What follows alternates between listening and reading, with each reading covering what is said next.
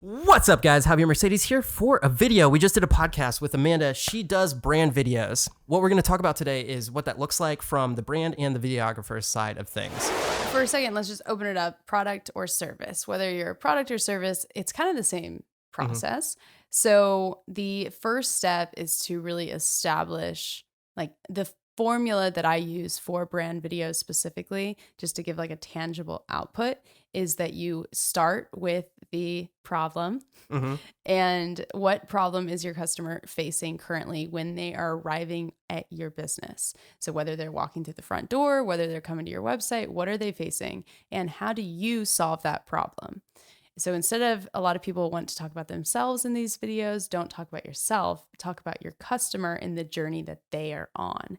And then from there, you hit 3 to 5 key points of what they need to know in order to make a decision of whether or not to take that first step. And then from there, end with a call to action. So that's kind of the first step, is to really write out that script.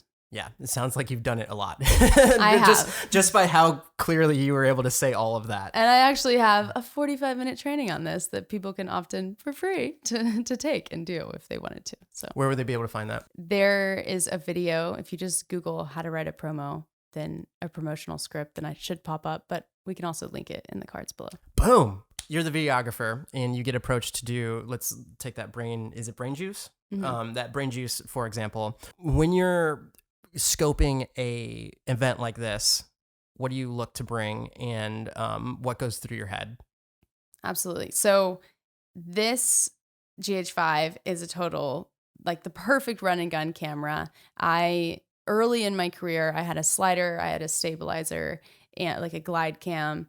And now I don't take any of those. I shoot totally handheld with this thing. If I'm feeling like there's too much movement in my shots and I can't get a steady hand, then I'll throw it on super slow-mo to get some really sexy shots, but still have it be very steady. So at this stage, I'm just kind of total leaned into the run and gun feel. I know what I'm going to capture ahead of time.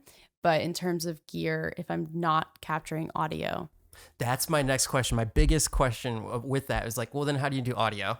So if I'm shooting B-roll, I'm not capturing audio, typically. If I need to, then I'll throw a Rode mic on the top of it, just for B-roll purposes. But in terms of interviews, I use the Sennheiser EW112 G3 kit. Yeah, I think what a lot of people are familiar with. Yeah, exactly. The typical one with the Zoom H4n. So that's like my standard audio kit. Okay, so you have a separate recorder. It's not going directly into camera. Right. Let's talk about particulars then. What do you do in post? Do you have that? So there's a person speaking. That person speaking is lobbed up. You're also recording that. Do you run the H4 the whole time? What does that look like in the back end for post? Yeah, totally. So when I'm on set, the main thing that I do is I hit record on both, and then I have them clap once, which acts as my sync, like my it's slate. So important that you said that. The video editor in me is so happy. Yeah, exactly. So I have them clap, and then we take 10 seconds of silence. So that is what I'm going into in post. Then I use a program called Pluralize, which I'm obsessed with. And for the longest time, I did not use this and did not find it valuable. But essentially, you just drag all your audio files, all your video files in there, and it'll automatically sync everything. And then that exports an XML file. So from there, the XML file, I'll import that into the Premiere project file. It comes in completely like a mess. So I reorganize it according to how I always organize my structures. How much time would you say you save by using Pluralize versus trying to sync it in Premiere? A lot. It depends on the project, right? But like if I've done where I'm shooting conferences and we're recording the panels all day, but then we have a roaming camera going around, you can throw it in there and it'll sync up random clips that are just like super short. So it can save you hours. Like when I first started using it, it did cut off hours of syncing. So there you go. Yeah, totally worth it. So then I reorganize all the files. I always label my project files as O1 Premiere, O2 sequences, that's in Finder. O1 sequences, O2 footage, O3 music, O4 graphics. So I just organize everything according to that. And then from there, can start editing. All right, so that's the post side of things, but how about scoping out the pricing for something like this? Like, how do you prove your value to a company that approaches you to pay you what you're worth? Totally. So I have been doing this for 4.5 years. And what I started to look at was, what are the videos that the majority of people are looking to create? Or what are the videos that I think that where they should start? And so I started to try to systematize it as much as possible, because anyone that is a creative knows how terrible it is to write proposals. I now have a flat rate fee for brand videos if someone asks me, because I have systematized it so much to where I'm like, all right, I walk them through this 45-minute training that they watch on their own. We hop on a 1-hour call for pre-production. And during that call, I ask all the questions that I need in order to then go home and take only 1 hour to write out my plan for production. I show up, I interview them, I ask X number of questions, and then we get X number of hours of B-roll that I know is going to be X amount of footage, which will probably take me about, let's say 20 hours to edit. And then from there, I can kind of package it together. So I say that a brand video typically takes about 35 hours. That makes about sense. Yeah. And so from there, I kind of look at the total hours that a project's going to take, and then have an hourly rate that I choose, and then I kind of multiply it by that. Yeah, I think that's a pretty good assumption, especially on a global, or like looking at it from a higher view, where to start if you're looking to get into the business, if you're actually if you're in the middle of it, or if you're experienced. I think that makes sense. Yeah. When you're actually at the event, what's a shot list look like to you? What kind of shots are you getting? So I'm always focused on story first and foremost. So how can I cut together a sequence rather than just capturing random things? I'll try to capture something that's happening from several different angles, or several different close up, wide, or anything like that. So for example, let's say we are sitting here having this podcast. So how would we actually capture this? Mm-hmm. We would get a wide shot of everything that's happening in the room. Then we might get a close up of me talking that's like a little bit of a movement, right? And then we get the same shot of you. Maybe we get like the stuff that's on the table and the wires, and you kind of get some more creative shots that are tighter. And then when you cut that all together, then it turns into a sequence. So I try to shoot in terms of a sequence and story. So what you said is like very efficient and makes so much sense, but the actual practice of what you're talking about, especially when you're under the gun, yes, takes practice. It takes a lot of practice, and it takes a lot of failure. Mm-hmm. When I was first starting out and I didn't have a camera that didn't have as much stabilization, and I didn't have a gimbal, I tried to get as many close-ups as possible, because close-ups, what I learned very early on is you can cut real quick. And if it's just like bam, bam, bam, all these different close-ups, even if the shot doesn't look good, if you can edit it very quickly to where your brain is taking in like all these shots at once, then it's engaging. So let's get into the camera in particular. And this is for people that have a Panasonic GH5. I myself shoot on Sony. It was raised that Sony life, yo, and I had a little bit of Canon in there beforehand. But let's get into the particulars of what kind of settings are you shooting with? Is it 4K? And when you're shooting slow-mo, what does it look like, and all that kind of stuff? So I always shoot my interviews in 4K with 23:968 or 967. Because I like to be able to have that look as if there's two cameras. So I'll crop in to, if someone messes up during the interview, then I can hide that edit by just cropping in. And I can take out those ums and those likes and whatever. Yeah. So it kind of makes it a little bit more engaging. So I always shoot the interviews in 4K for that reason. Then B-roll, I shoot in 1080p, because why waste the space to shoot in 4K is kind of my thinking, because my sequence is going to be 1080p so that I can crop in on those interviews. When you deliver, is it 1080p? Yeah. Okay. And then lights, like, are you bringing lights? Like, how does that look when you come to an event?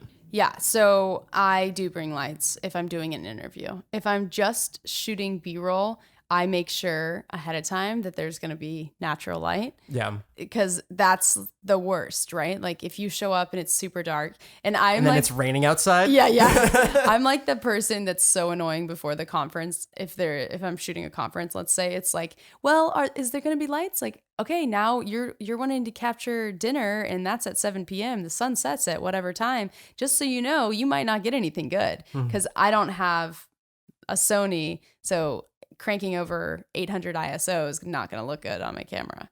In terms of lights, I do not mess with it with B-roll. I just do it with interviews. Get into the particulars of what lens do you, and what's the equivalent for a full frame in terms of the spectrum of your millimeters and things of that nature? Yeah. The lens that a lot of people have with the GH5, which is the 12 to 35 millimeter. That's not the kit lens, is it?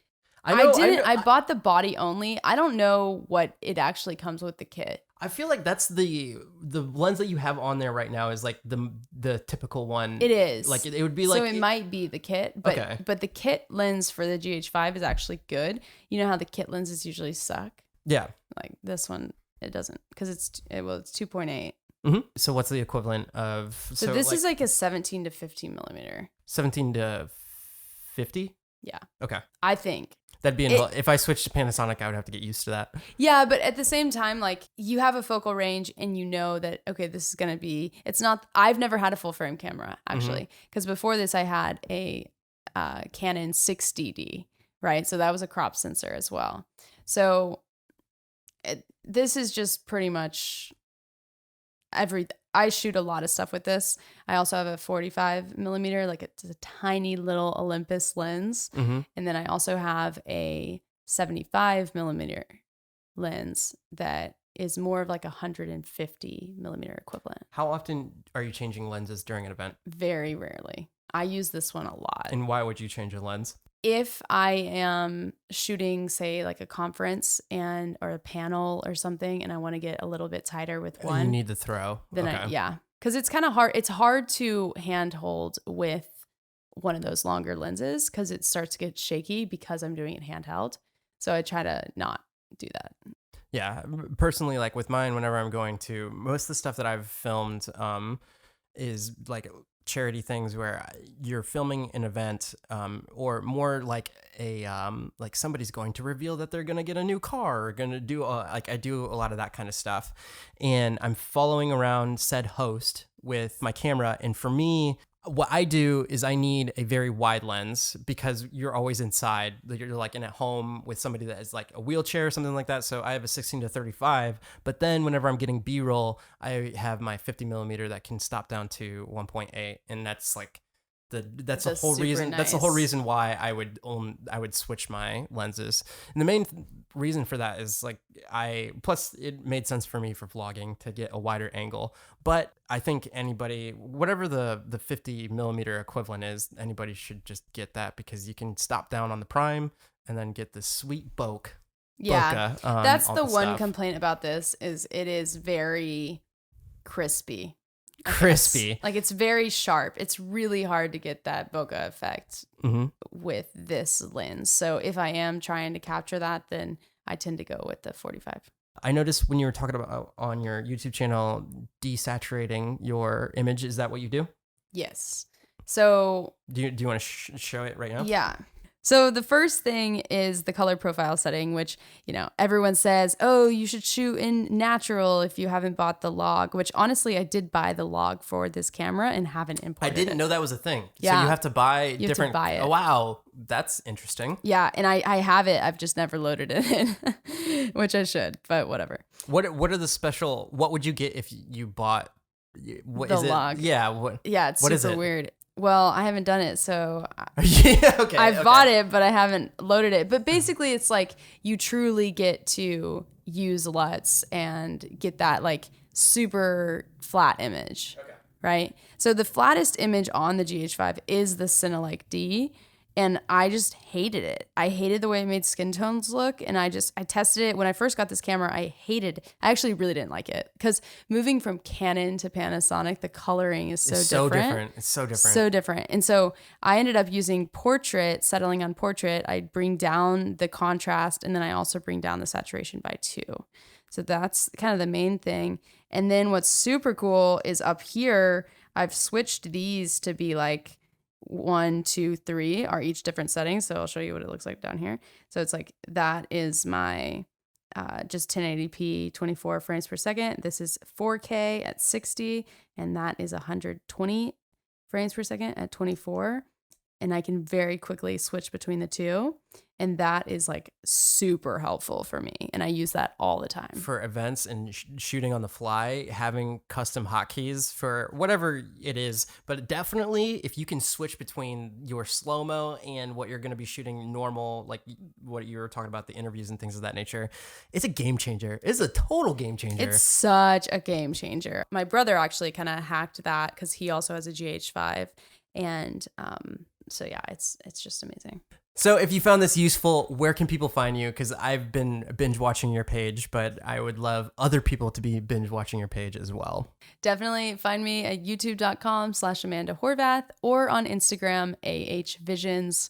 I nerd out about this stuff. So happy to nerd out with anyone. Thank you guys. And until next video, live a life of abundance, and I'll see you guys on the next one.